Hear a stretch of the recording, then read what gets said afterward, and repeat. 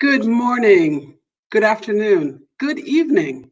My name is Sherry Kennedy, the Communications Director of Sustainable Energy for All, otherwise known as SEforALL, and I'll be your host for the next 1.5 hours of the Be Bold campaign event. Thanks for joining us today, where we hope to provide an opportunity for everyone to learn, engage, and be entertained. I'm thrilled to welcome everyone to the launch event of the first ever global campaign by SEforALL. This live show is actually part of a 24-hour global digital campaign launch that started this morning at 1 a.m. in New Zealand. And it will continue after this show until 11 p.m. tonight in Hawaii. So we're literally going around the world with videos from citizens all over the world explaining why they need to be bold for SDG 7 now. A big thanks to all the people who added their voices to the campaign. Once this show finishes, actually, you can always come back to this link to see more of the global rollout.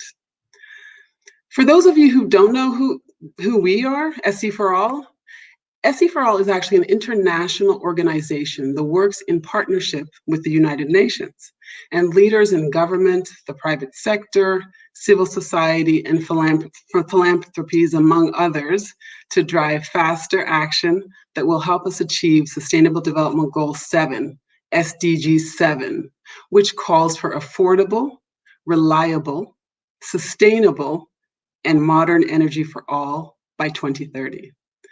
Our Be Bold campaign is a year-long campaign that calls on all of us to drive ambitious action on SDG 7. We only have 9 years left to achieve this goal, and today, close to 800 million people around the world lack access to electricity. To put it in other terms, this is the equivalent of the entire continents of both North America and South America combined, literally being in the dark. That's quite staggering, right? In addition, nearly about 3 billion with a B people do not have access to clean cooking options, which impacts on the health of mostly women and children, causing around 1.6 million deaths each year. 2021 is a critical year.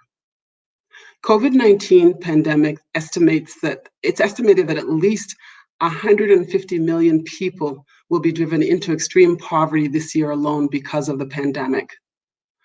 Meanwhile, a climate emergency is already upon us, and we need urgent action to curb climate change. Access and transition to clean energy are essential to fighting poverty and climate change. During the next hour, you will hear from global leaders lending their voices to support the campaign. We will also have lively discussions with experts, and you'll be treated to one of Africa's most cherished musicians, the one, the only Eric Wainaina. As you enjoy these talks and performances, we encourage you to share your thoughts and follow along using the hashtag SDG7BeBold.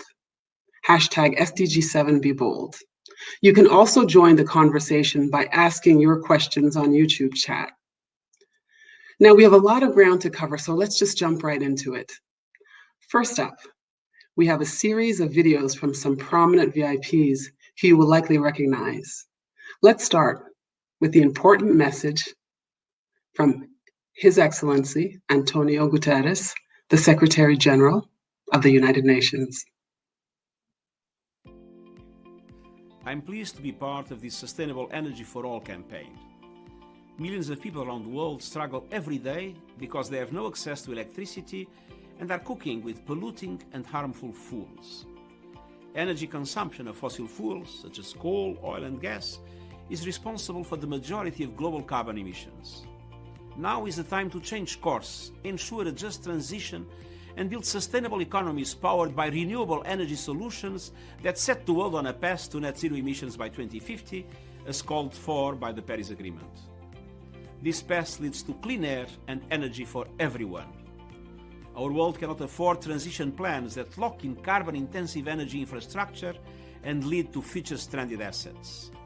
This September at the UN General Assembly, we will convene a high-level dialogue on energy. Our goal is to raise ambition and accelerate action towards the achievement of Sustainable Development Goal 7, ensuring access to affordable, reliable, sustainable and modern energy for all.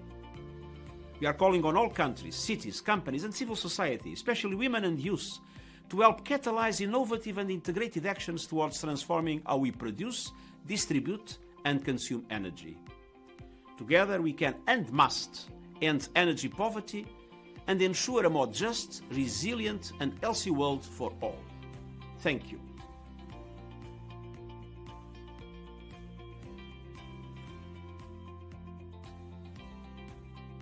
I'm very pleased to add my voice to those of other leaders around the world who are committed to taking action and solving the challenge of ensuring everyone around the world has access to affordable and reliable energy.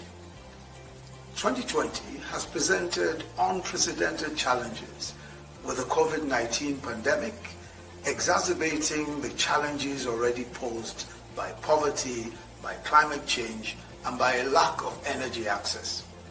Nigeria, as Africa's most populous country and its largest economy, is committed to being at the forefront of confronting these challenges. Energy, and specifically access to clean, sufficient, and affordable energy, is a core pillar of how we can bounce back post-COVID. While we face many challenges, there are also tremendous opportunities. And now is the time for bold and ambitious steps to recover better. COVID-19 has had a major impact on our progress towards achieving the 7th Sustainable Development Goal, green, reliable, and affordable energy for all by 2030. This year will be a critical one for both people and planet. Sustainable energy must play a central role in countries' efforts to recover from the COVID-19 crisis in ways that make them better, stronger, and more resilient. These efforts need to be in line with the 2030 Agenda and the Paris Agreement. Investing in renewable, sustainable energy is not only critical to meeting climate commitments, but it will generate jobs and help revive the economy. And we know the quickest way to bring access to energy to the millions who are still waiting is through investment in sustainable energy. This is why I support the call for action on sustainable energy for all.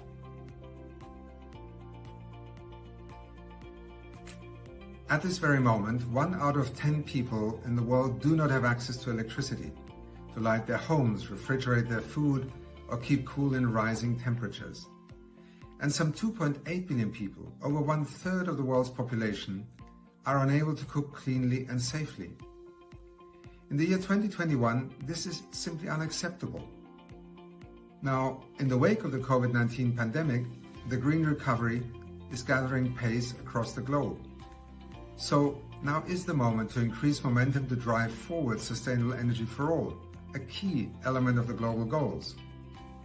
It can help deliver universal energy access, and energy efficiency offers a potential 40% of the emission reductions we need to meet our climate goals.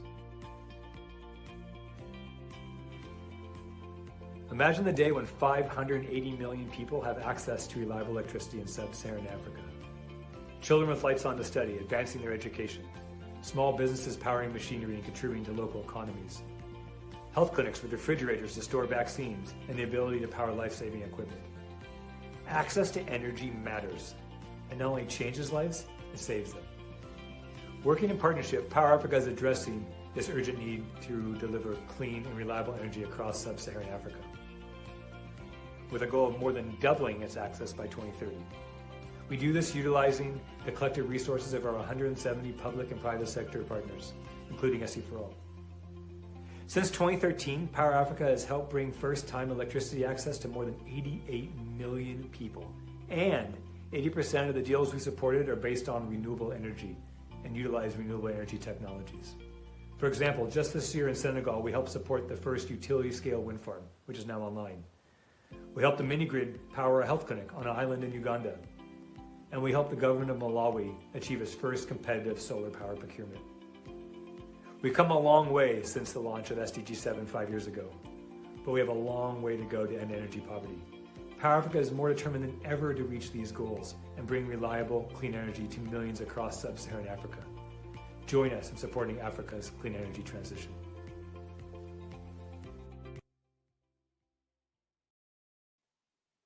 Wow, fantastic.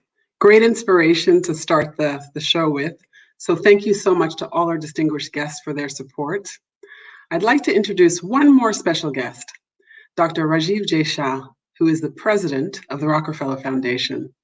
The Rockefeller Foundation is the main supporter of this Be Bold campaign, together with other SEforALL funders.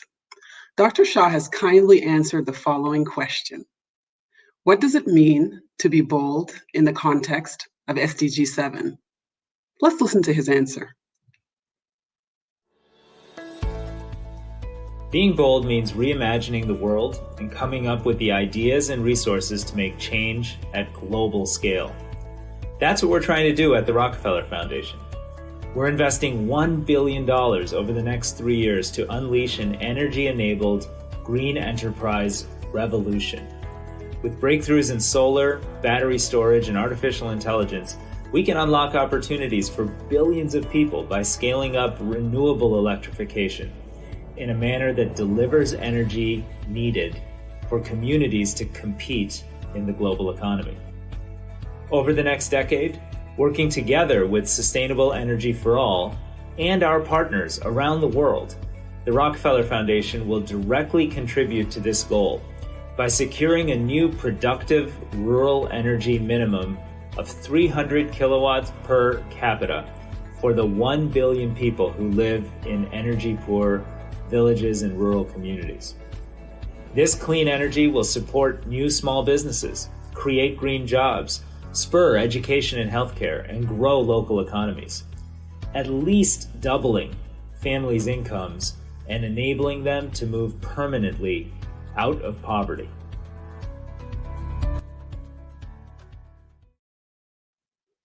Thank you, Dr. Shah. For more perspectives from Dr. Shah, such as why energy access needs to be prioritized in the global recovery, you can continue to follow us online after this show.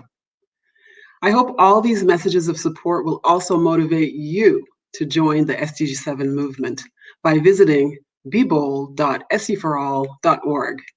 That's the address that will be scrolling along your screen throughout the show. I would like to thank the Rockefeller Foundation for supporting the Be Bold campaign and all SEforAll funders, especially the IKEA Foundation and the governments of Iceland and Austria. There they are. Thank you so much. Without their efforts, we wouldn't be here today. So thank you to the sponsors. And now it's time to take a break, relax, and listen to the soulful sounds of Kenya's own Eric Wainaina.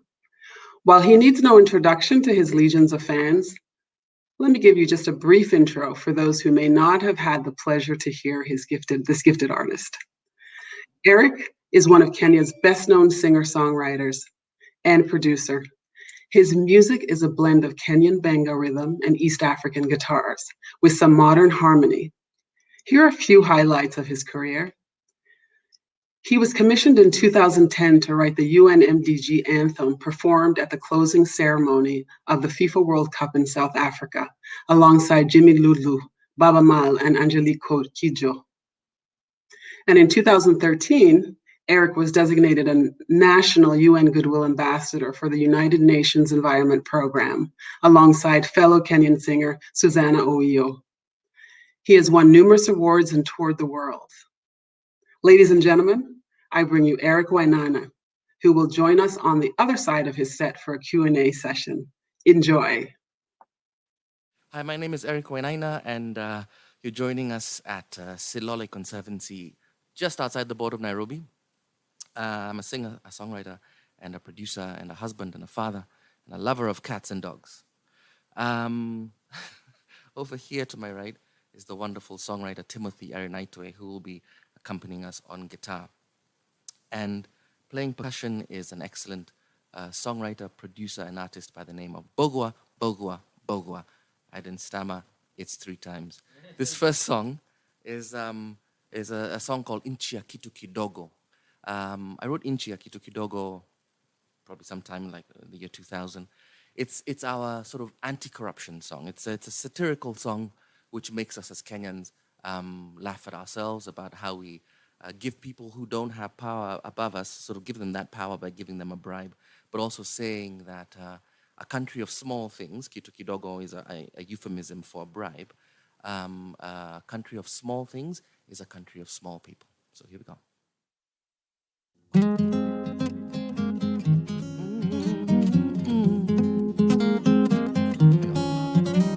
Mzee alisema hakuna cha bure, huo msemo tumeutafsiri kinyume.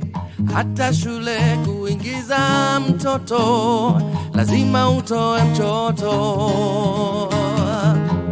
Kupata simu ni bala, road license bei nafuu utanunua. Kupoteza ID ni mashaka, twarudisha jamhuri yetu nyuma. Nchi ya kitu kidogo ni nchi ya watu watu wadogo. Ukitaka chai ewe ndugu, nenda Limuru.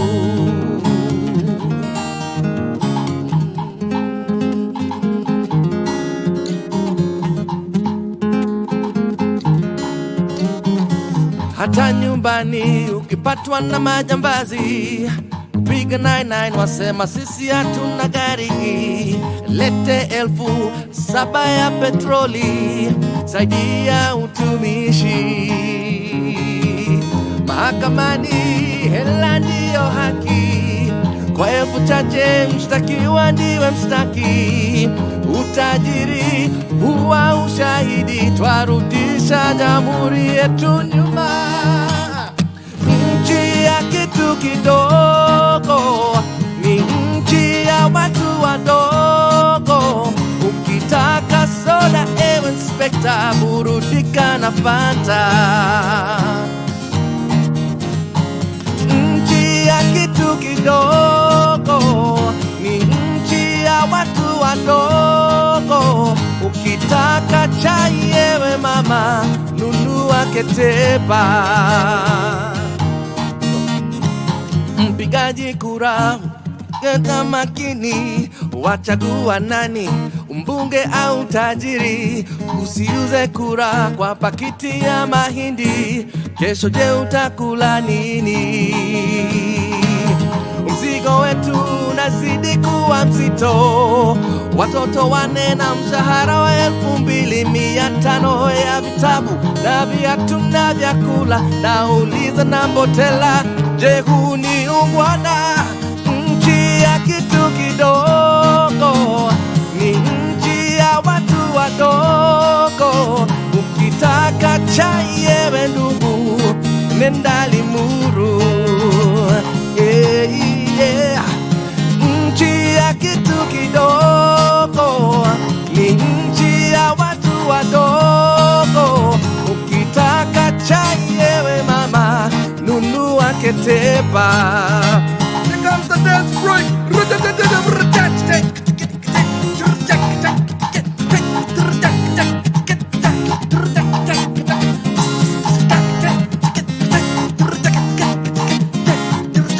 We'll enter the roll.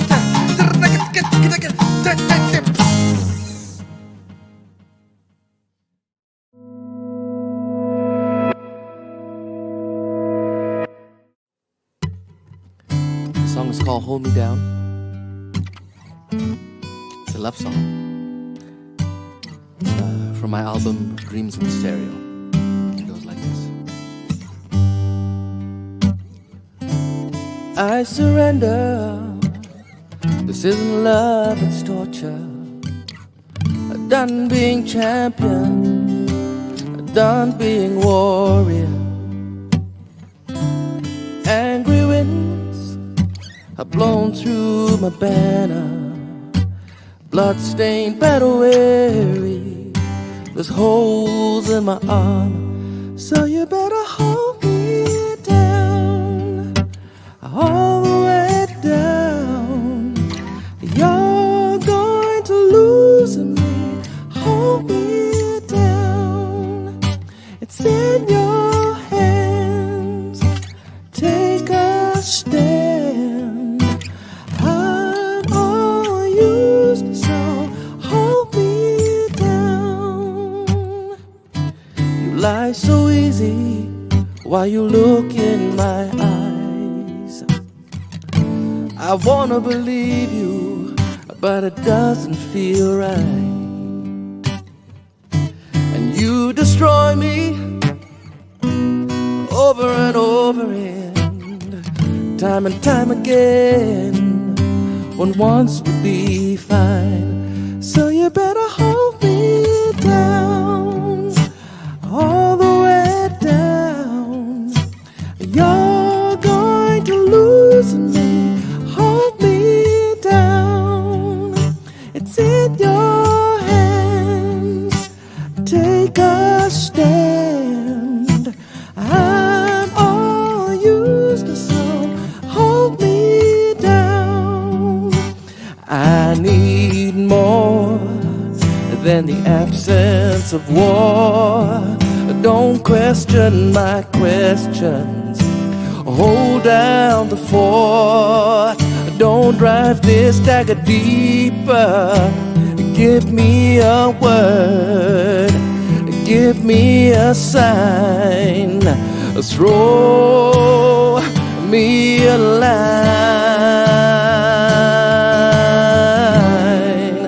Hold me down, all the way down. You're going to lose me. Hold me down, all the way down. You're going to lose me.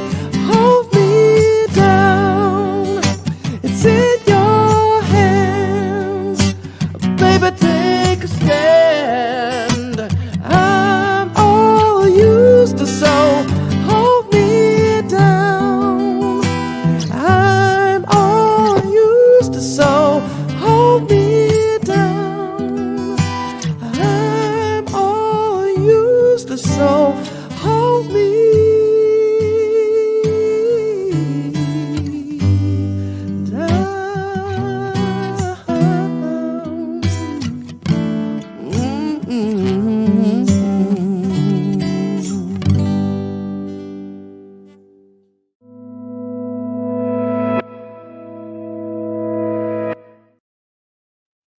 Wow, what a way to actually, experience a Tuesday.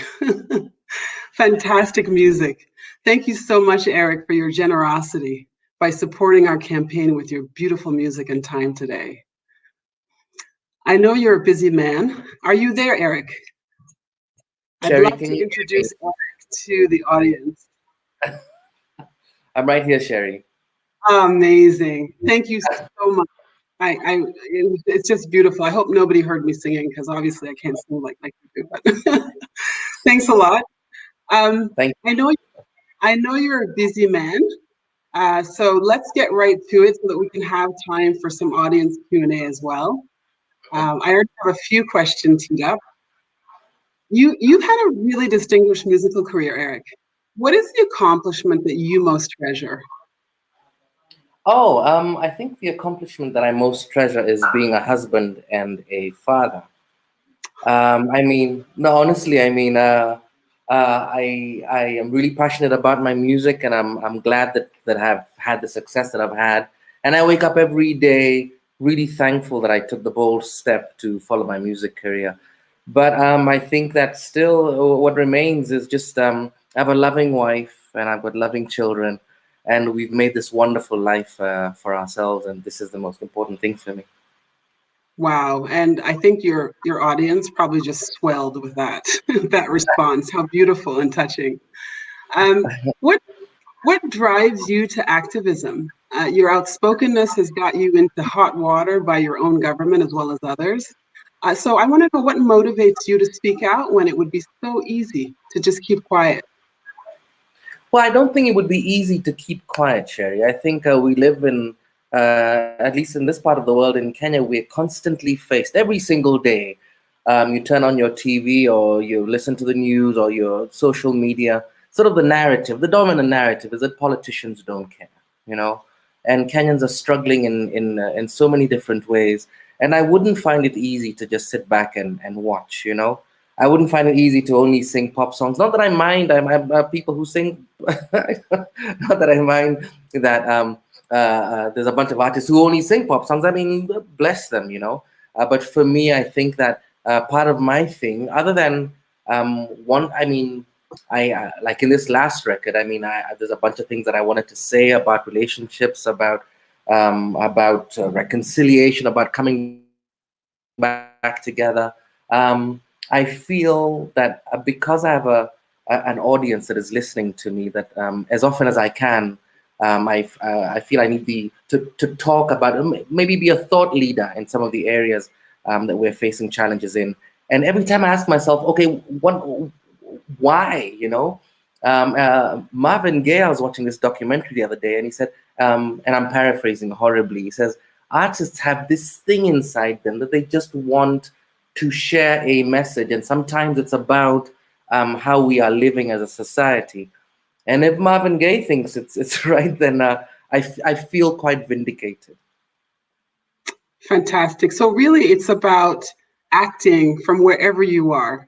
I mean, I think we can all make a difference, and that's the message that we are really also trying to get across today, is that it starts with the individual, right? And then coming together. So it's great to hear that you're using your platform so responsibly, to touch people's lives, essentially, and to try to make a difference. And that's a bold move in and of itself. So speak to me, Eric, about the causes that are dearest to your heart. Oh, wow.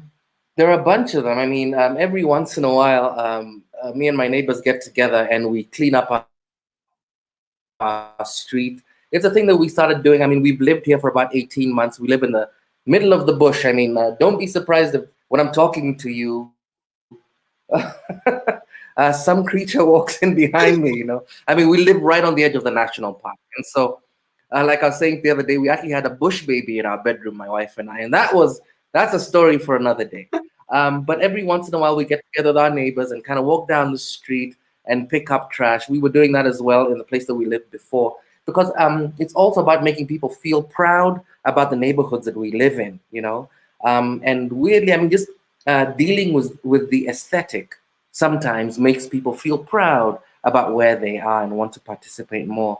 I'm very committed to the non-traditional careers as well, and making sure that people get some kind of training in those areas.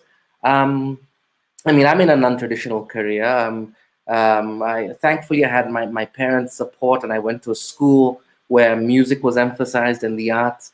But there's a whole bunch of kids growing up in Kenya right now who are struggling to get that, to hone their talent, and to strike the balance between the traditional demands or the rigors of the schooling system and where they might end up career-wise. So one of the things that we have a table tennis program for kids who come in all the way from across the city to come and hang out and play table tennis once a week. We're going to be having a holiday program as well. And it's cool because it's these between the ages of 7 and 15. One of them has played for Kenya, It was thrilling the first time I played her because she completely destroyed me, So I'm really passionate about the non-traditional careers. I'm passionate about how we live and that we find beauty in everything that we do. Absolutely. And I think COVID has also taught us those lessons as well. The importance of community, the importance of trying to make a difference. I have a question for you from the audience. Has the past year of COVID and lockdown hurt or helped your creativity? It's helped creativity in the sense that because there's been nowhere to go, and so you sort of wake up in the morning and you head to the studio, which thankfully is also on our compound. And so I've been able to do a lot of writing over the course of the last year and a half or so. But I mean, what it has hurt is our ability to congregate, and it's nice to write, but it's also cool to play to an audience and see how the material is, whether it works or not, and it's definitely also hurt us economically. But I think that when things begin to open up, there'll be this plethora of new material that will say, hey, look, guys, I wrote this during the COVID season, and I've got like 2 or 3 records to play for you tonight. So in that sense, there has been silver lining from time to time. Oh, that's great to hear, Eric. And Eric, I just want to ask you before we close this segment, where can people learn more about you? Where can they follow you? Know your music? My music is available on all digital platforms, Spotify, Apple Music. These are everything. And I have 4 records to date. The newest one, which is the one that song that we just played comes from, is called Dreams in Stereo. It's a very personal record. And it has some really nice songs on there, sort of feels with everything from sort of sort of an R&B, gospel, African influenced, or always sort of the Kenyan influence sort of finds its way into there. And my records before that were much more social justice and political awareness. And all of them are available on digital platforms. So please check them out, stream them, let your friends know about them. Yeah. Fantastic. And I'm really happy to say that we'll hear more from Eric later. From his music, he'll play another set. But thanks so much for being here today with us, Eric, and taking a couple of questions. We really appreciate it. And thanks for your support as well. Stay well, my friend. So thanks to Eric again, and he'll return in a little while with another set. But in the meantime, in this next segment, we're going to dive right into SEforALL's work and how it is driving bold action. SEforALL approaches its mandate to ensure access to clean and affordable energy for all by 2030, with 3 core principles that underscore its research, policy, and advisory work with governments. With this approach, SEforALL is aiming to show countries how to transition something that has not been done before in a very systematic manner. First, SEforALL uses data to help countries create an evidence-based case for why they need electrification in the first place. Second, SEforALL helps countries put together an electrification plan to determine the most efficient and cost-effective way to electrify their communities. And obviously, clean energy is a big part of that.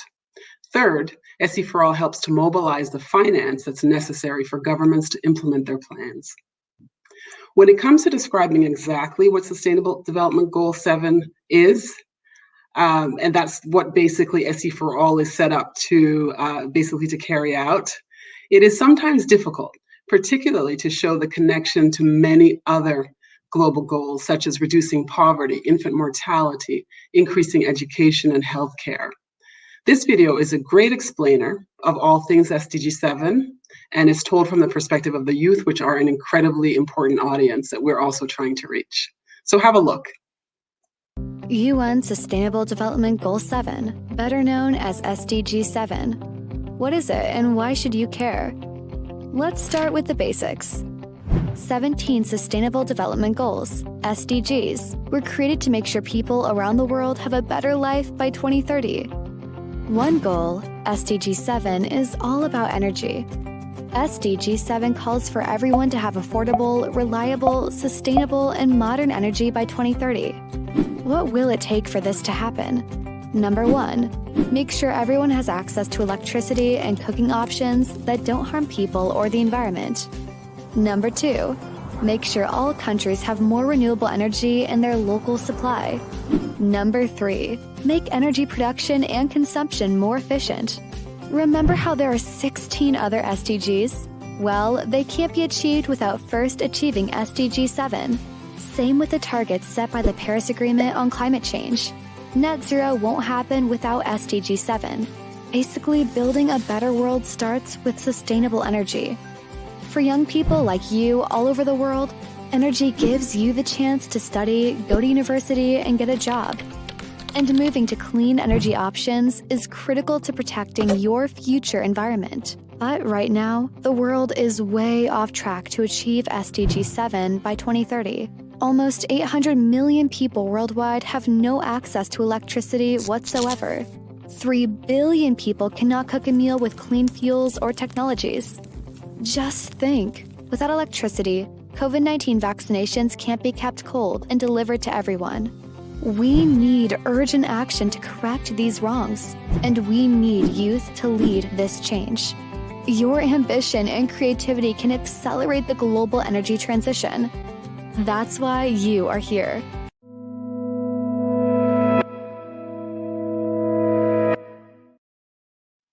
The importance of youth in this movement, and we'll actually speak to a youth activist later on in the show. Now, there are many important people who are working tirelessly to drive action on the Sustainable Development Goal 7 targets. I will now introduce you to 2 of these people. First is Francesco Ceracchi, the chairman of SEforALL's administrative board. We thank him for his commitment and leadership. The second person is fast becoming the global face of clean energy access and transition. Appointed in 2020, Damilola Ogunbi, the CEO and Special Representative of the UN Secretary General for Sustainable Energy for All, and co-chair of UN Energy, has become a force to reckon with. She is a passionate energy advocate who believes that no one should be left behind. Ladies and gentlemen, listen to these two inspiring guests. Dear friends of Sustainable Energy for All, we have started the decade of action on delivery on SDGs and on the implementation of the Paris Agreement. We have to also, during 2021, pay a very special attention to the recovery after the pandemic and the COVID-19 crisis that hit all the world. 2021 is the year of energy. It is a very important year. It will end with a high-level dialogue on energy and with the very important COP26, which will take place towards the end of the year. I have to say that we are not on track to achieve universal energy access by 2030. This is especially true in Africa, which is the continent where we have the highest concentration of people with limited or no access to sustainable electricity. I have to say that this is extremely important. Access to energy for everybody is essential, and the accomplishment of SDG number 7 is instrumental to the achievement of many other SDGs. SDG 7 is a big enabler for the potential implementation of many other SDGs under the Global Compact. As the head and the chair of Sustainable Energy for All, I can say that technology from our standpoint helps in this direction. Stakeholders are aligned to achieve this goal. Let's now partner up, public and private stakeholders, and make it happen during this decade. We can make the world more sustainable for everybody. Thank you very much.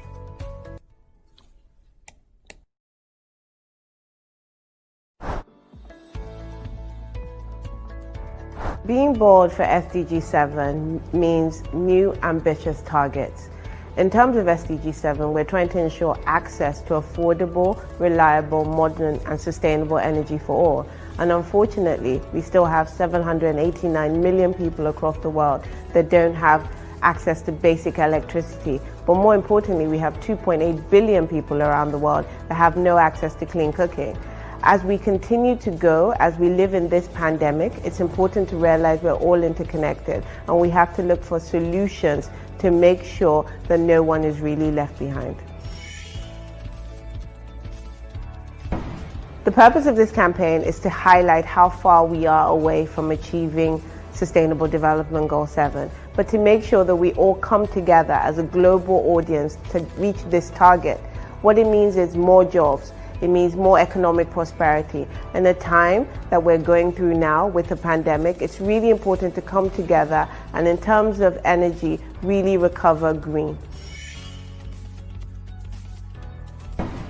We're trying to achieve big partnerships, new global partnerships. We're trying to achieve a lot more funding going into SDG 7. We're trying to explain to people that SDG 7 and sustainable energy is critical to almost all the other sustainable development goals. And what I mean by this is, if you do not achieve access to energy, you don't achieve agriculture goals, you don't achieve climate goals, and more importantly, sustainable energy by 2030, if that is not achieved, you will not achieve net zero climate by 2050.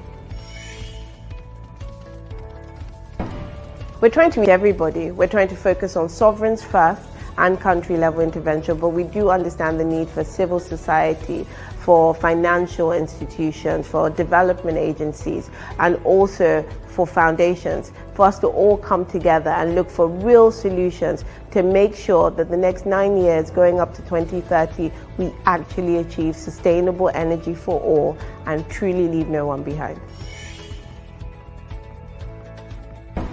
Success would look like understanding exactly how to electrify the 789 million people who have no access to electricity, and how to provide clean cooking solutions to the 2.8 billion people that don't have access. Success is green jobs. Success is increasing the share of renewables globally.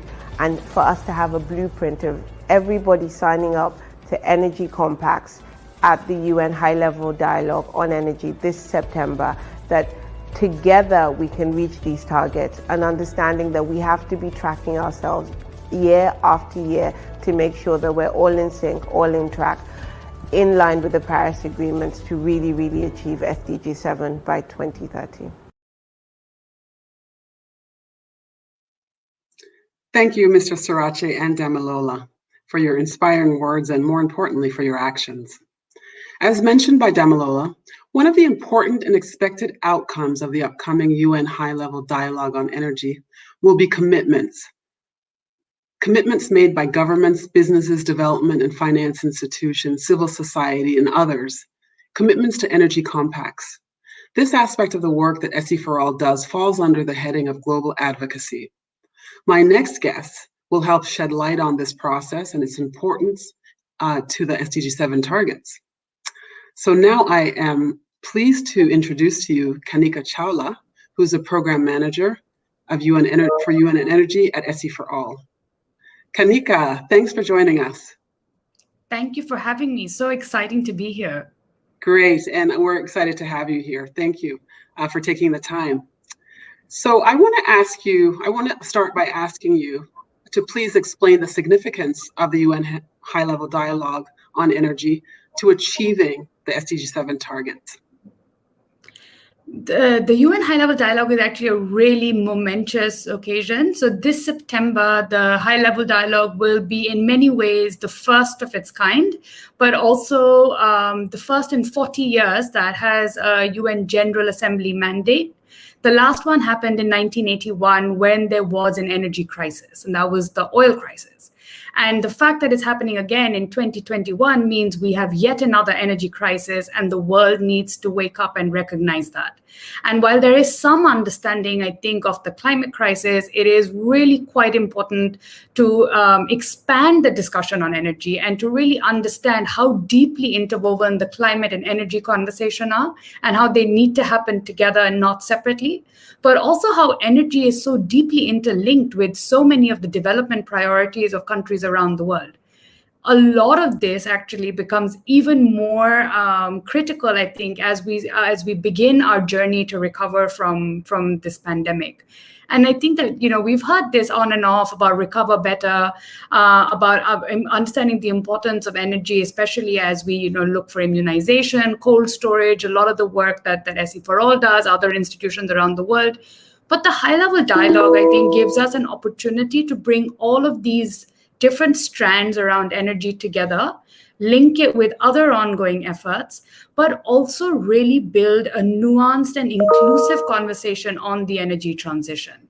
And I think it's important that we realize that the road to SDG 7 and to 2030, but then also onwards to 2050, is not going to look the same for every country. I think our direction of travel is the same, but there will be slightly different roads that we take to get there. And I think that the high-level dialogue is a critical moment to create that space for different pathways to achieve the same common goals. Oh, fantastic. Sounds really exciting. So then what is your definition of a bold success coming out of the dialogue in September? It's such a good question because, when you're in the day-to-day or organizing, a heads of state level summit, it's kind of important to make sure you don't lose perspective of what that ambition looks like, especially since the dialogue is actually aimed at enhancing ambition, increasing action towards SDG 7. So I think that it's an important call to make sure that we make sure everyone who is a part of the process and every step of the process that is bold.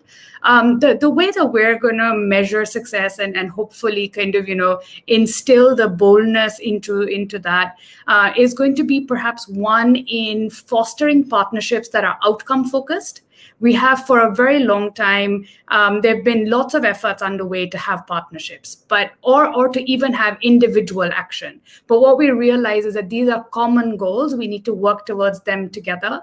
So the idea of the energy compacts, Damilola also introduced them, is to kind of say, can we make our commitments and can we make expressions of intent, whether it is, companies, countries, individuals, youth groups, civil society organizations, to say, what am I going to do? It's what you and Eric were talking about before. Act wherever you are, whoever you are. And we all have a role to play. And then facilitate partnerships that help everybody get or go further ahead together. And so that is one big outcome, is to have like outcome focused partnerships. The second one is to also have monitoring and data. And this is, it doesn't sound bold, it sounds baseline, but because there is such a paucity of data already, especially on things like clean cooking, energy access, in a lot of these are rural issues, a lot of these are developing country issues, that data is not baseline still. So I think that we're being bold on saying we will have a global repository of data on knowing all the actions that are underway by all the variety of stakeholders on this. And then finally, I think that the action that requires, to me, the most courage, and so requires us to be bold, is to course correct, because we are not on track. But if we don't monitor that, and if we don't we have to fix it every year or year on year. We can't wait until 2030 and say, oh, we didn't get there. And I think that the idea of the high-level dialogue is to be a starting point and, the first milestone in this decade of action, by no means the last, but hopefully a bold start. Absolutely. And I think the key to what you just said is together, because it's such a momentous goal that SEforAll is trying to reach. There's no one institution, no one government. It's going to take the whole of world actually to come together to achieve this. So what are the next steps, and how can people participate in this process? This is really a very layered process because we want to bring everybody in. So we are operating across 5 teams. I'll quickly go over them. There's a team on energy access, one on energy transition, another one on enabling all the other SDGs through a just and inclusive energy transition, and then 2 cross-cutting teams on data innovation and technology, and then the final one on investment and finance. And so for these, we already have multi-stakeholder groups, more than 120 experts from around the world across the 5 teams, 25 champion countries from, again, around the world, island states, large countries, developing countries, developed countries, really a very representative and ambitious set of countries and people who are demonstrating leadership. But the way that we still want everyone to get involved is through energy compacts. And an energy compact is for a country, it's for a city, it's for a company, it's for a civil society group, it's also for an individual. It is, what are we going to do? And often I feel like individuals feel helpless in this process of the transition. That all ends now. You can sign up to an energy compact. Please, visit the UN Energy website for more details. And our team is always ready to, work with you, to provide you all the information that you need. So if I can, to say one more time, be bold with us to make this really the first important milestone of this decade of action. Fantastic. And I can't think of a better way to end this segment, Kanika. Thank you so much for dropping by and explaining to us the importance of the high-level dialogue as well as the compacts. And this campaign will actually evolve, and we will be asking companies and governments to actually join and commit to a compact as we go along in this movement that we're trying to create.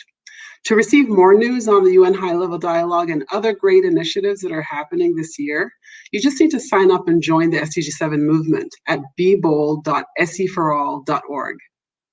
Now, let's delve more into the work that SEforAll is doing to drive action on energy access and a clean energy transition. My next guest will speak to another important aspect of this work, specifically on cooling and efficiency.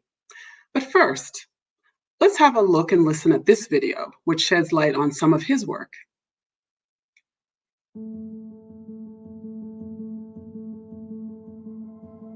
Imagine you're in a country or city where hot days are getting hotter or more frequent. Yet you don't have access to a reliable fan to keep cool or a fridge to keep your food fresh. Take Maya. She lives in the slum of a large city. She rarely buys fresh food as she is not able to store it. And there is Lena, a farmer, who is not able to sell her fruits and vegetables in a nearby city as they would spoil before they arrive. There are also nurses like Harry. He would be able to do much more for his patients if he could refrigerate medicine and vaccinations properly. At home, Harry just bought his first air conditioner, the lowest priced one he could find. There are more than 1 billion people like Maya and Lena that remain at high risk from a lack of access to cooling. Another 2.2 billion people, such as Harry, buy the lowest priced air conditioner or refrigerator they can. But appliances that seem the most affordable are often the least efficient and need more energy, leading to higher cost and a greater impact on the environment. How can we improve the lives of Maya, Harry, and Lena without harming the climate and the environment? First, we need to assess their cooling needs. Are they related to human comfort and safety? Are they related to food security and agriculture? Or are the main needs related to health services? Sustainable cooling for all is essential for increasing energy efficiency and combating climate change. It also impacts several other sustainable development goals. Take zero hunger.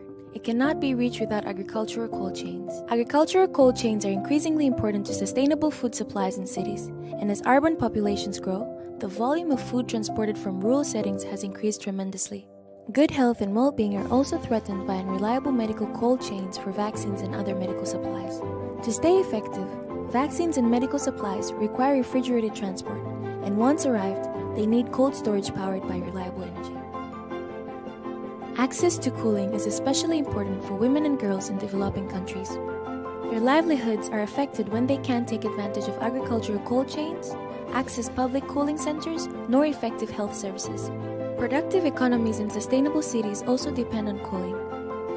As urban populations swell and temperatures rise, risks to vulnerable people grow when they don't have access to cooling.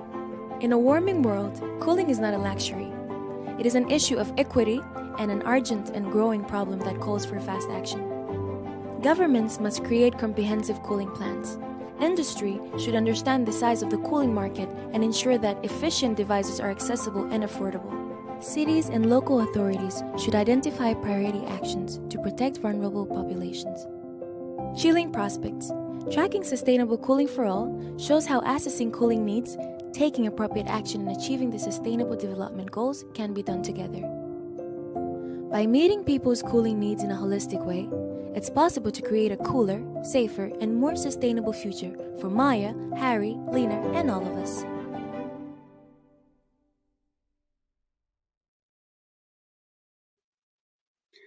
From advocacy to cooling. Our next guest is going to explain how cooling fits into the work that SEforALL is doing to drive ambitious and bold action on energy access and a clean energy transition. I'm delighted to introduce to you Brian Dean, who's the lead in energy efficiency and cooling at SEforALL. Brian, welcome. Hi, Sherry. Great job. Hi. It's been fun. Oh, great. Happy to have you. So let's jump right into it, Brian. Why is energy efficiency important? And is it a requirement to achieving the SDG 7 targets by 2030? Yeah, great question. Actually, when I think of energy efficiency and SDG 7, I first think about the fundamental three goals of SDG 7 are energy access, renewable energy, and energy efficiency. So energy efficiency is 7.3, but I'd say the unique part about energy efficiency is that it is really enabling both SDG 7.1 on energy access and 7.2 on renewable energy. The services that we're looking for, we can actually have more of those services with the energy that we have available. That is, of course, supporting both the energy transition, but when we're getting new energy, this energy access, if we have more efficient lighting, more efficient cook stoves, more efficient cooling solutions, we can actually get more of those services with that, that starting energy access. And the IEA has actually estimated that energy efficiency is nearly half of what's needed cost effectively to achieve the Paris Agreement, and that it is critical to achieving cost effectively achieving SDG 7. Great. So when we talk about this energy movement, we cannot forget efficiency. Absolutely, it's a part and parcel of what we're trying to say today, essentially. So thanks for that, Brian. And so please explain the work you do, in particular in cooling, and the role that it plays in SEforALL's overall objectives. Yeah, so this one sounds a little bit different because it's cooling and it's not specifically energy. But of course, cooling is one of those energy services that we all have come to rely on. And as everyone saw in the video, we talk about this as cooling is not a luxury. It is important for comfort, human safety, agricultural food, and of course, this COVID year has shown us all the importance of the medical cold chain and healthcare facilities actually having cooling so that proper healthcare can be received. We also look at cooling from the angle of the actual solutions that are needed to achieve it as well. And we see, we actually have a campaign, hashtag This Is Cool. And of course, this campaign is really focused on what are sustainable, efficient, climate-friendly cooling solutions. This ranges from technologies such as fans, insulation, other technologies that help keep us cool, to services, maybe a pay-as-you-go service or a community cooling hub, to policies. Many of the cooling that is received by communities is because of government policies, and that's really an important part of this. And of course, financial. There are financial solutions that bring cooling to those who need it. The vulnerable populations that we're always looking out for. Gaining more access to cooling helps us achieve the goals of SDG 7 and of course the other sustainable development goals, including health, poverty alleviation, better educations. So just to be clear, that we're not advocating that that developing countries leapfrog over the idea of being cool, like the West. We have the benefit of air conditioning in summer to keep us cool, etc. So you're saying no, we have to find other ways of achieving that and finding solutions in developing countries. Exactly, and we believe that these solutions are for both developing and developed countries. In fact, we should be smarter about it. We should be using passive cooling like external shading or cool roofs wherever we can. And we should be bringing the most cost-effective, reliable, low energy using technologies that can work. And in fact, we're working on a knowledge brief right now that looks at off-grid appliances for cooling. And there are some technologies out there that can work at very low peak wattage and actually bring mechanical cooling where it's needed most. Fantastic. And so, Brian, what bold actions do you hope to see in energy efficiency and cooling in this critical year? Yeah, so, I think a lot of this comes down to us all taking bold commitments, like Kanika was saying. And, a big part of this is the energy compacts and using that as a means for getting us all on the same page. But there's a series of other commitments that are really important this year. On the cooling side, there's national cooling action plans, and at the local level, heat action plans. Some cities are really looking at what does it take to keep our community cool and to keep the right technologies and keep our urban heat island effect as minimal as possible. We also, of course, want governments to really take bold actions with NDCs and the national determined contributions for COP26, the climate hearings. And we think that, putting in those commitments should enable more advanced policies, more advanced programs, and maybe singly most important, actually changing how we purchase, how governments procure technologies, how governments procure services, making sure that those are energy efficient, climate friendly, and as some programs are doing, pushing towards net zero carbon buildings, zero carbon transport. Let's push in that direction, and cooling is certainly in the same wave. We want to have climate friendly, highly energy efficient, sustainable cooling technologies available for all. Absolutely. And so basically you're saying that it's not just one commitment that's going to get us there. It's, all of them have to work hand in hand in order for us to achieve SDG 7 2030 and also, obviously net zero by 2050 as well. So Brian, thank you so much. This has been extremely illuminating. I think that we're out of time, unfortunately. Sorry, I actually have, can I just squeeze in one question for you before you go? That's great. From the audience. So we have another one, what is the difference between active and passive cooling? Okay, yeah, great question. So active cooling is one that actually uses a form of energy, electricity, that we're actually using on site. Passive can actually use energy forms around the world. So airflow is certainly moving in and out of neighborhoods and moving in and out of buildings. So passive cooling can actually be supported by natural ventilation, and that natural ventilation is just simply air moving on its own, or inducing that air movement as heat rises out of the space. Shading is actually passive cooling as well, and this is using a technology, maybe something that we used energy to produce and energy to get on site, but it's actually a passive technology. And so there's a whole series of these technologies that will reduce the need for cooling, or reduce the need for lighting, in fact, if you're thinking about broader energy efficiency. And active, in other words, is one that, like a fan or an air conditioner, that is actually going to use electricity to provide active mechanical cooling. Fantastic, great. And Brian, sorry, one other question, because this one I think you'll find interesting as well. How can people in the developing world keep their homes cool if they don't even have electricity?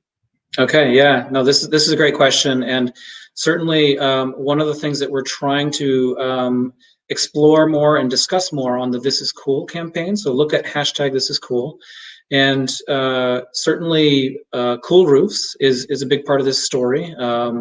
Oftentimes using better roofing materials or cool paints that reflect the sun, that will keep your roof cool, which will keep the inside cooler as well. Sometimes reflective paints for the walls as well is also helpful. External shadings is better than internal shading, but really any sort of shading to keep that heat out is really important. And then it comes down to airflow, but it's controlled airflow, and there's an important difference here compared to what's called infiltration, which is uncontrollable airflow through leaks of the home. You don't want that, but what you do want is controllable airflow, either through windows, through skylights, or through ventilation systems, fan-based systems that may be very low energy using. So I think there's a lot of great ways to keep our homes cool.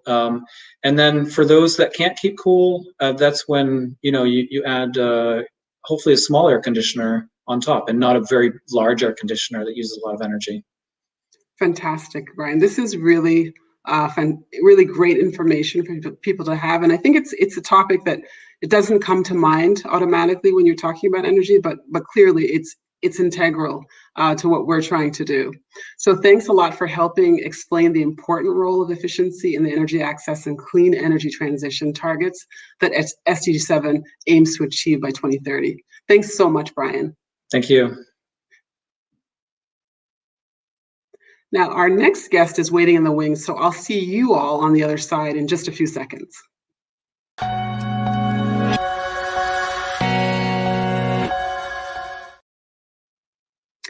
From cooling to activism, our next guest shows that we can all do our part from wherever we are to drive bold action. I'm really excited to introduce her.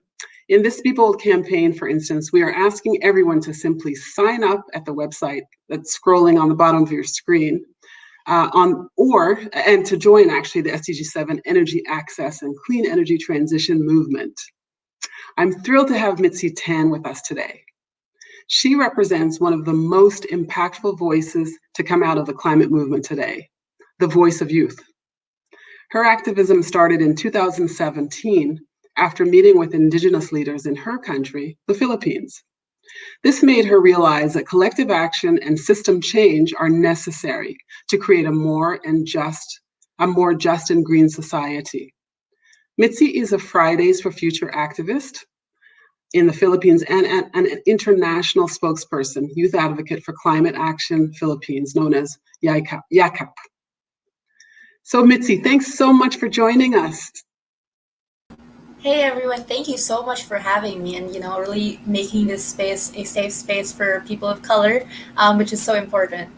Absolutely. I know it's super late there, so we're really appreciative too of your time, and we're really looking forward to hearing more about what you're doing. So Mitzi, you are such an inspiration for so many young people around the world. But where did your inspiration come from, and what drives you? So you kind of already mentioned it. Of course, part of my inspiration comes from actually seeing the climate crisis firsthand. I basically grew up seeing the typhoons happening, and I learned about carbon dioxide emissions and greenhouse gases, and I would go up to individuals and be like, hey, like to adults, I'd be like, hey, why are you polluting when this is happening to our earth? But I never put the two and two together. Like, I didn't know that the typhoons were because of the climate crisis, and I didn't know it wasn't about individuals, but because of the fossil fuel industry and the overproduction of our system. And that's because our climate education is so foreign and westernized and not empowering at all. It was when I was able to talk to indigenous leaders, people who have been fighting for their environment their entire lives. And they told me about how they have no choice but to be activists. That's when I realized that they're right. We have no choice. And so my activism doesn't stem from that anger and sadness and fear, which are all very valid, of course, but it stems from a place of love, this place of solidarity where I know that I have to join the fight of the people who have been doing this forever. And it's not because love will change the world, but it's because what we're doing, tackling systems of oppression, is so difficult, and we need something more sustainable, something that they can't take away from us, something that we won't be desensitized to. We need love to stick to difficult decisions. We need love to win revolutions. Absolutely. And I think it really speaks to the time that we all find ourselves in as well, in this COVID era, where I do believe people are looking for a way to help, a way to make a difference. We see the importance of acting together. So I'm really hoping that this will also be a pivotal year for the movement. Now, you speak often about the importance of decolonizing climate action. Can you break this down for us and explain what this is? You touched upon it a little bit in your first response. We know that there are people definitely more impacted by the climate crisis. So these are the people in the global south. These are our BIPOC, so Black, Indigenous, and people of color, for wherever they are. There are also people who are more impacted and vulnerable because of their economic status in life. And so decolonializing the climate crisis and the climate movement is making sure that the voices that are centered, the voices that are leading, the voices that are amplified are those of the voices most impacted. Because how can we drive the urgency of the climate crisis when the voices that are being thrown into media are voices that are afraid of the future when the climate crisis is already here today? Fantastic. Yeah, exactly. Super important. And listen, Mitzi, I have a question actually from Josh Edemkojo Dotse. Sorry for the pronunciation and the mashup of your name. He's asking, how can we effectively spike up volunteerism in the average young person of modern age who is keen on realizing the monetary benefits of any cause of action for sustainable development? It's a pretty loaded one. I would actually want to ask you a question. I don't know if you could respond, but why do you think we need monetary benefits to motivate us young people to act for sustainable development? A lot of young activists realize that it is our lives and futures at stake. There is no monetary benefits in a dead planet. This is literally a life and death situation. I have grown up doing my homework by the candlelight because there is no electricity because of the typhoons outside. I've had to scoop flood water from my roofs. I've seen my neighbors have to stay on their rooftops just to not be consumed by the floods. And the more young people, the more people in general realizing that it's not about monetary benefit, it's about survival, it's about people living, That is what's at stake here. And adults focusing on monetary benefit is exactly what's keeping us in this life-threatening situation in the first place. Absolutely. It is a life and death situation, definitely. And so, the big conference that's coming up this year, Mitzi, is COP26. And that's what, everyone focuses on, that conference. Tell me, from your perspective, what does success look like coming out of COP26? What does success look like with COP26? Yeah. It's super simple for leaders to finally listen to the people, to finally prioritize the people in the planet. And it's not like this isn't something that we don't know how to do. The scientists have already told us. Just today, IPCC lead scientists have written a report saying that the net zero targets we're seeing don't make sense. They're too vague. They're unclear. I can send the link to that paper because it literally just came out at 8 a.m. GMT today. We know that what world leaders are saying now are not enough. And so a successful COP26 would be to see annual binding carbon budgets, which means we stop focusing on these far off targets in 2030, 2040, 2050. We won't even reach those targets. I feel like sometimes it's up to the youth to remind adults of deadlines, maybe because you haven't been in school for so long that you forget that when there's a deadline, like when the teacher gives us a deadline, it means you have to pass it on that deadline. And if it's a huge homework, you don't do it the night before. You prepare for it for weeks in advance. And we have been given a deadline by the IPCC for so long already. And it's a huge homework. So why are you only preparing for it now when it should have started last year, when the process of the project should have started last year? Where is the urgency? Do you not remember what deadlines are? Absolutely. So, it's so great that you all are trying to keep these people accountable, right? And that's what we all need to do. So, sorry, Mitzi, what words of advice do you have for other young people who may have the same passion, but they might look at this and say, oh my God, these people are, they're so smart, they're extroverts, who am I? What do you say to those young people who maybe want to also participate? Where do they start? I am like the clumsiest, but I have no words sometimes. Sometimes I say things that don't make sense and it's fine. Like, really, sometimes we run out of words because this is such a horrible, and I'm running out of words now. This is such a difficult task that we're taking on. And there's a place in the movement for all of us. Like, we have introverts who aren't in the media part, in the talks part, but they're taking care of the back end of the people doing the coding for the websites, the people doing the graphics, the people doing the photography and the video. This is all so important. And never be afraid to ask questions because we all started there. The moment that we learn, that we remember that we don't know everything, also this comes with a decolonializing question. That is when we will always be open to learning, always be open to other people's perspectives and other people's knowledge, and that is so important.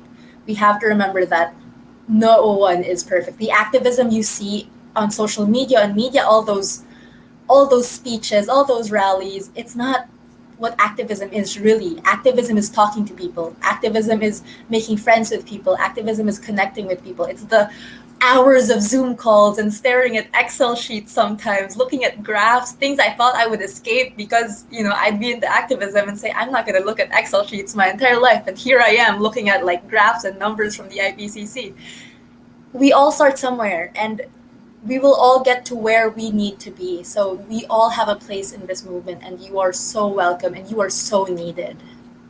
Fantastic, great words. To sort of end this segment on, Mitzi, and I think they not only apply to the youth, but they apply to everyone actually, regardless of how old you are. You can create a space for yourself, and to make a difference and to be heard. So I think that your example is a really shining light for all of us to follow.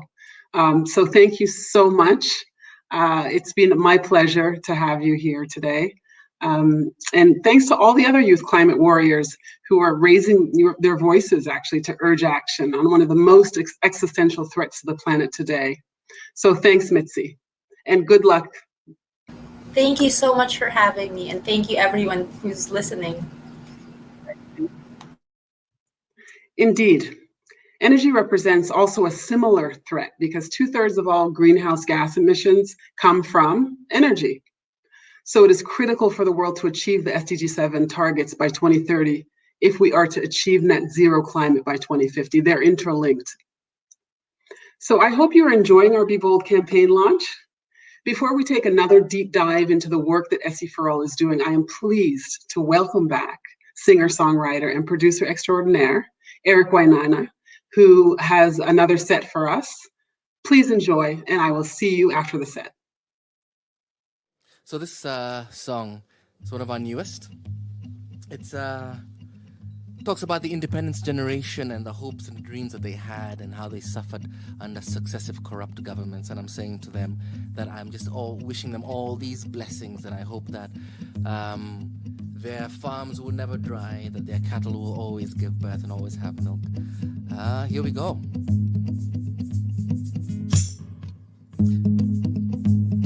Before I forget, on percussion, Mr. Bogwa. On guitar, Timothy Arinaitwe. And this wonderful painting behind me was done by the excellent Ngatia Mwenda. Here we go. Mama Luka, nyulegwe tainene, we umwe walia, makire tolalele.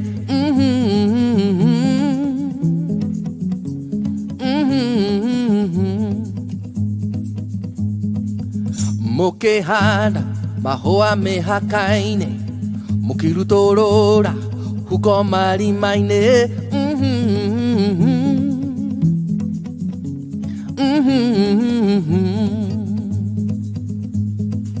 Siana sianyo, mugeshigera keharo, gagutengera, na gudaka mufira.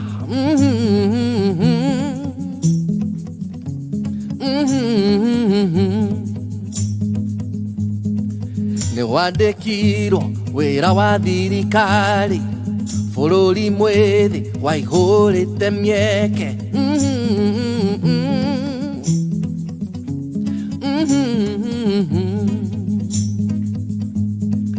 Kĩroto gĩaku kĩa mũndũ mũirũ arĩ nawe athigĩtigĩriganĩra. Matuko maingĩ na magĩtĩo, ũheo ũtũre wĩna thayũ, nacio njũĩ ciaku citikang'are, nĩgetha ũrĩmage kũrĩa gũkumia.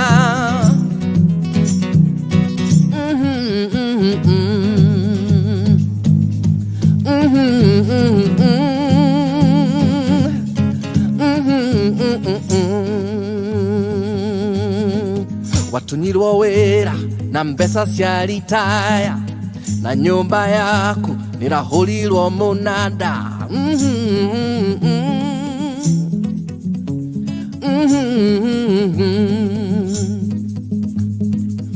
Nĩ ũhoro wa kĩeha mũna kuona ũgĩcirũria mbica ciaku rũthingo-inĩ.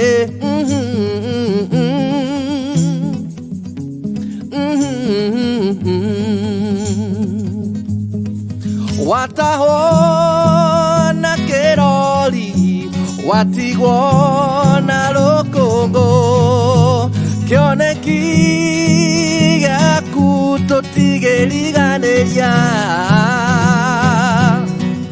Matuko maingĩ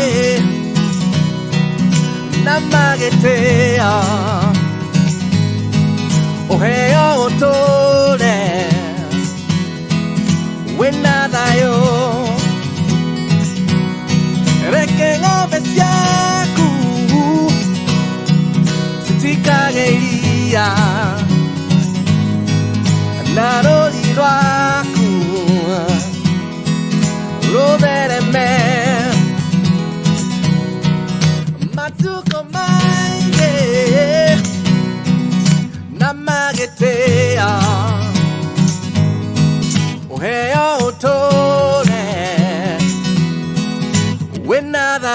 Oh.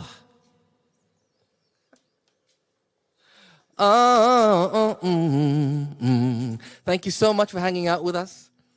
We really enjoyed doing this mini concert for you.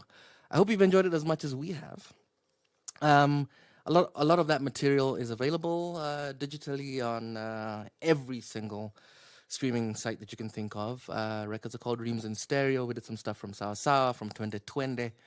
And also some of Tim's stuff is on there with Gabby. And the record is called Empty Spaces, which is what I said. Some of Bogwa's stuff is on there as well. And the man behind the camera and also on the desk is Rushabh Nanda. That's Rushabh Nanda. And some of his stuff is available on streaming services as well. So thank you ever so much for hanging out. Stay safe, stay calm, and keep on keeping on.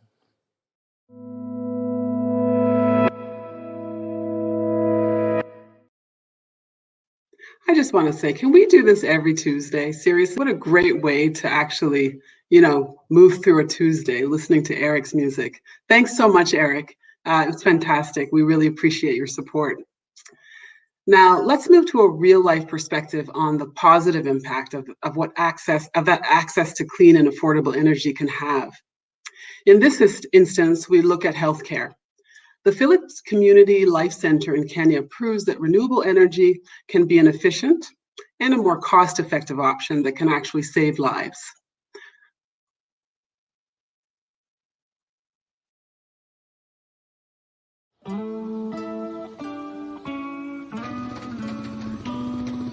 My name is Dr. Francis Ngoge. I am a medical officer.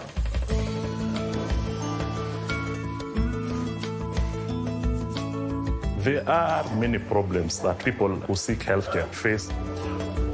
Most important is accessibility to health. Some health facilities are too far away from the people.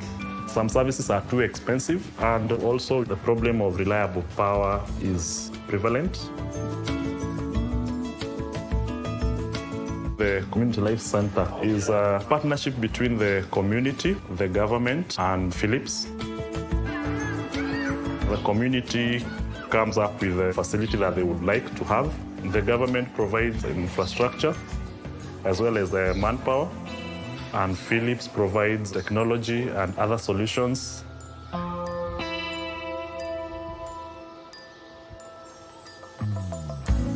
Philips introduced electronic medical records, which has made data analysis simpler.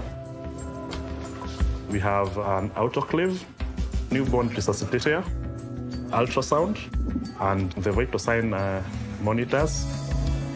We also have the solar. The solar power has enabled this facility to run for 24 hours. With the light, it discourages crime. Infrastructure has developed both inside and outside. And then the business outside are also able to run for more hours. There's a borehole which provides the facility with clean water at no cost.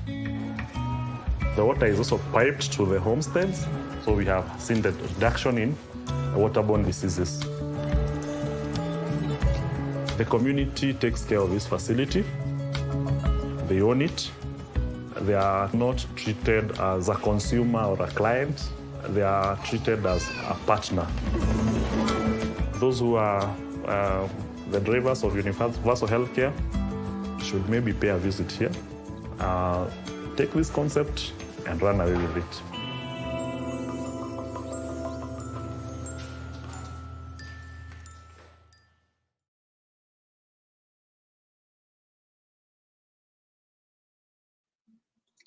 The clip we just saw ties really nicely into the impact that SEforALL is beginning to have on the ground.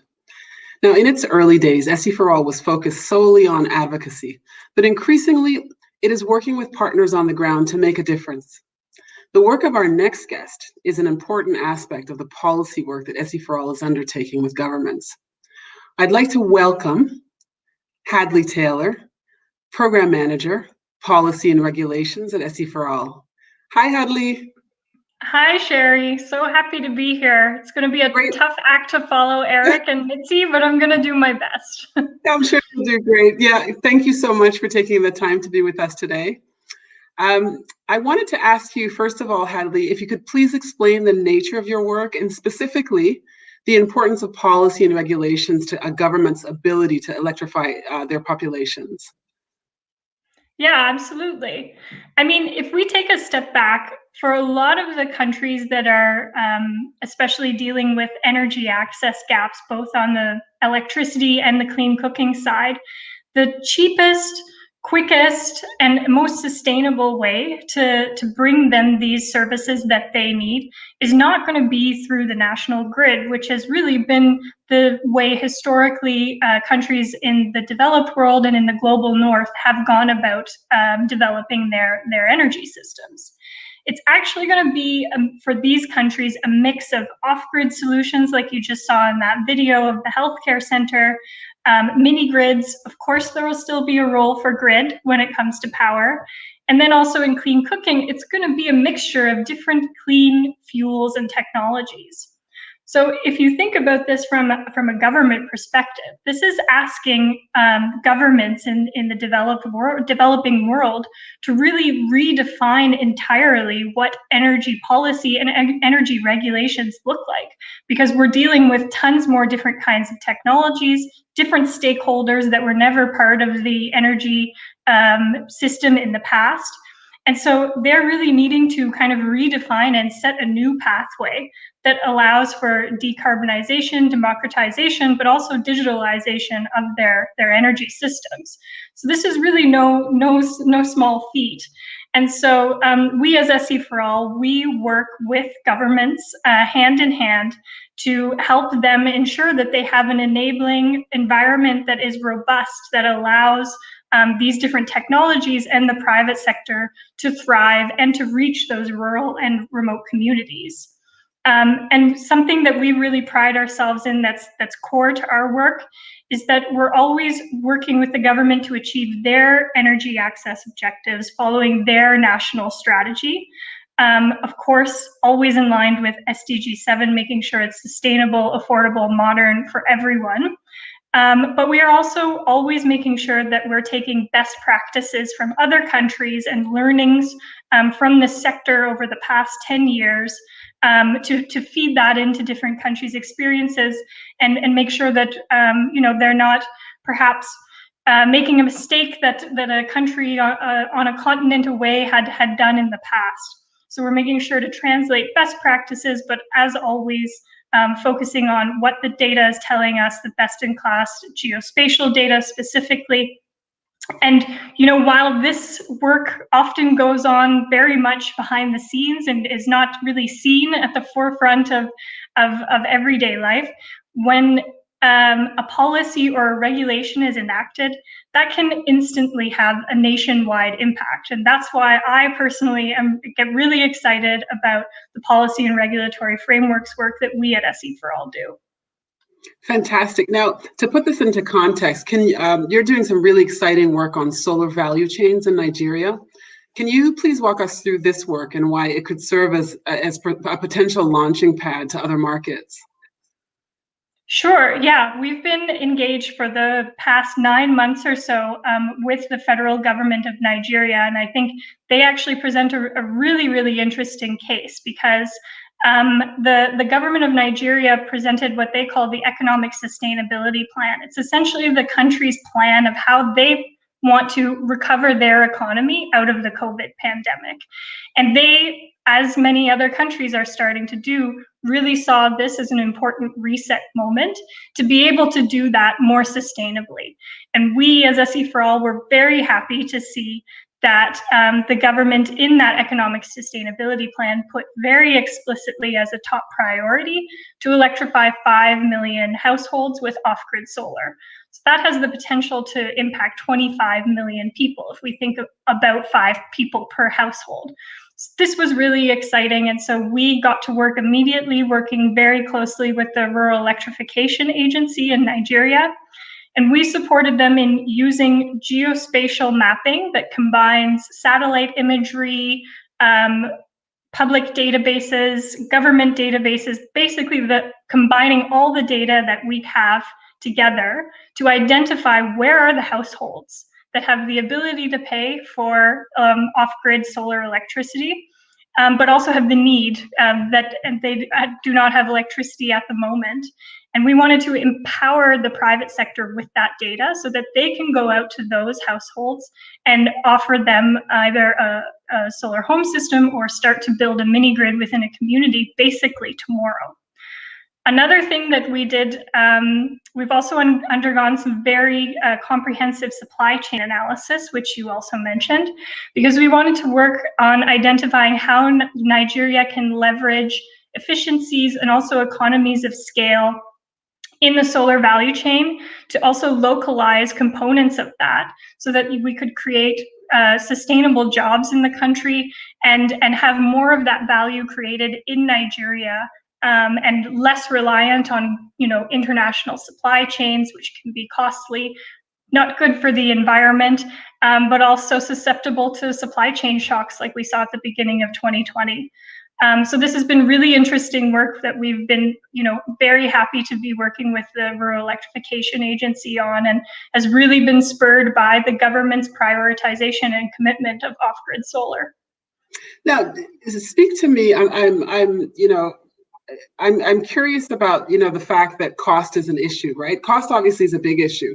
So is that what you lead with when you're talking to governments?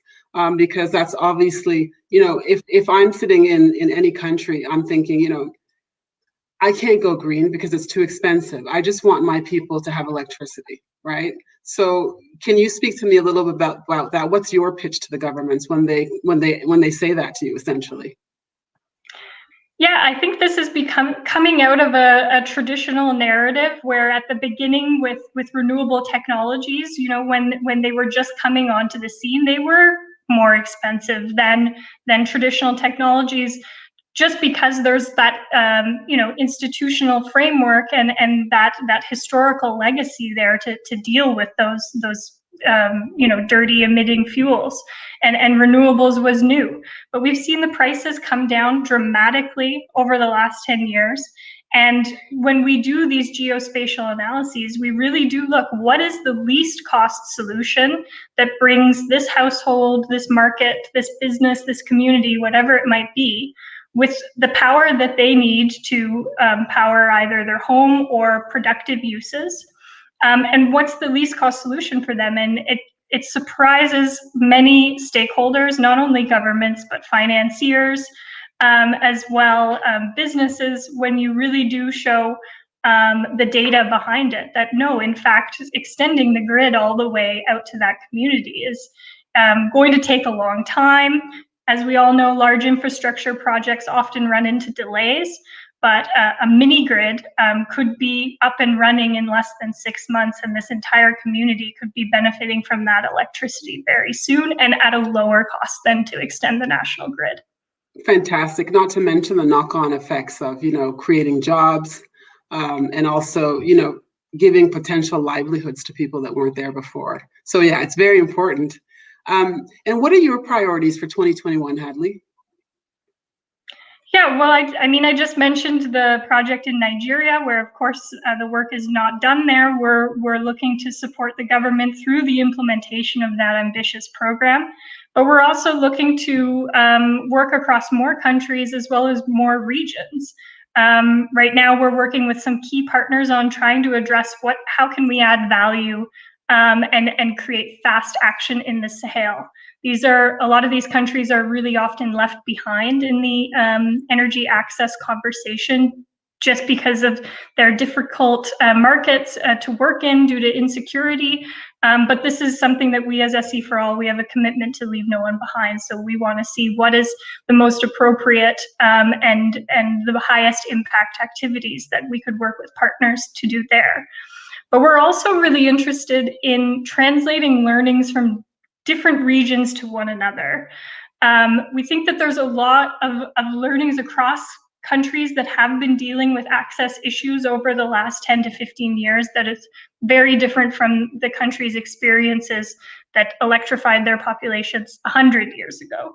So we're starting to ask ourselves questions like, what can we take from the successes of rural livelihood electrification programs in India, and how can we translate that, and what could that mean for an agricultural hub in sub-Saharan Africa? Or even what can we take in terms of the policy and regulatory learnings in sub-Saharan Africa and translate that into what it would mean to close the last 3 or 4% electricity access gap in Latin America, the last mile, which is often the hardest mile to electrify. So that's the benefit of being a global program, is that we can really start to identify those cross linkages, and we want to empower those voices from those countries to have those conversations with one another and leverage all the learnings we've had across the globe. Fantastic. Sorry, I have a question actually. I know we've run out of time, but I think you might find this one interesting. Gilles Ouedraogo, I believe, probably from Burkina Faso, I think, yeah. Any partnership with Burkina Faso local government to empower the creation of policies on the SDG 7? I mean, Burkina Faso is not a country we've been engaged in the past. Of course, it is a Sahel country, so is one of the countries that we are looking as part of this larger engagement in the Sahel. We do have partners such as UNDP that are quite active there. And so, while I can't list off the partners off the top of my head here, would be happy to link back up and talk about in the larger context of the Sahel strategy, what could be some key actions that the governments there can take to really start showing progress, particularly in terms of off-grid energy to electrify rural and remote populations. Okay, excellent. Thank you so much, Hadley. I'm going to have to leave it there because I know we're out of time. But thanks for all the great work you're doing. And if you want to learn more and to follow the work of Hadley and the rest of the SEforAll team this year, I encourage everyone to join the SDG 7 movement at bebold.seforall.org. Thanks, Hadley. Thank you. Bye-bye. Bye. Please stay tuned. I will return shortly to take you through the steps of how to join the SDG 7 movement.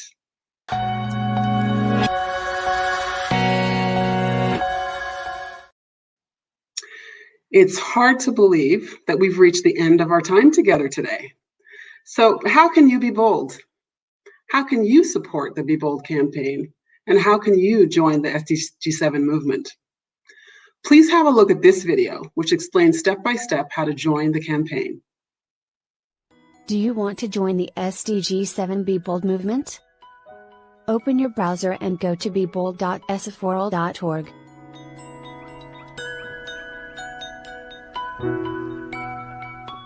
After the site opens, scroll down to the form to enter your details. Enter your first name, last name, email, country, and group affiliation. Make sure you check the GDPR permissions so we can display your selected country on the world map. Click the Submit button to complete your sign up.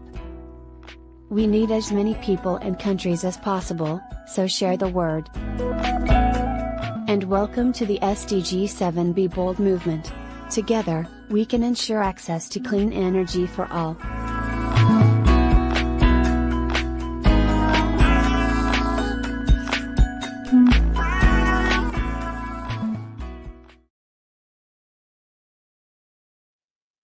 Please remember that this is just the beginning. The Be Bold campaign launch is the start of a one-year campaign. I hope you all had a chance to look at or to join the pre-campaign event that was organized by the youth at SEforAll back in February, the first ever SEforAll Youth Summit. Next, you can look forward to our bold conversations with video series, where our CEO and the UN Special Representative to the Secretary General on Sustainable Energy for All, that's one title, will interview global leaders, energy innovators, youth representatives, and corporations. The interviews will help focus attention on this critical year of energy. We encourage all of you to continue on this journey with us.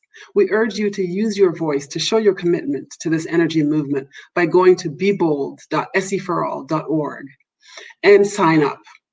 Once you've signed up, spread the word on social media using hashtag SDG7BeBold. We need as many people as possible to show their support for SDG7. As an SDG7 movement member, you'll get information on upcoming Be Bold events and the work that SEforAll is doing. And in the coming months, we will also provide you with valuable information on what actions you can take personally to support SDG7. We have a lot of exciting activities planned for the remainder of this year, including events that will be linked to the UN High-Level Dialogue on Energy in September. And of course, there's COP26 in November. We will also look forward to seeing you all at the SEforAll Forum next year in Kigali, Rwanda. Once again, thanks so much for joining us today. Thank you for the amazing SEforAll team that made this launch possible. Thank you to all the dignitaries and special guests who joined us, and thank you to our sponsors, funders, and partners. I would also like to thank again Eric Wainaina for his musical performance, and Ujiko, a young Japanese composer who supported us today with his beautiful music, which we heard throughout the broadcast today through all the various transitions. In closing, I wish everyone a great afternoon, a good night, and I hope that you can find a space to be bold for SDG7 this year. Until next we meet.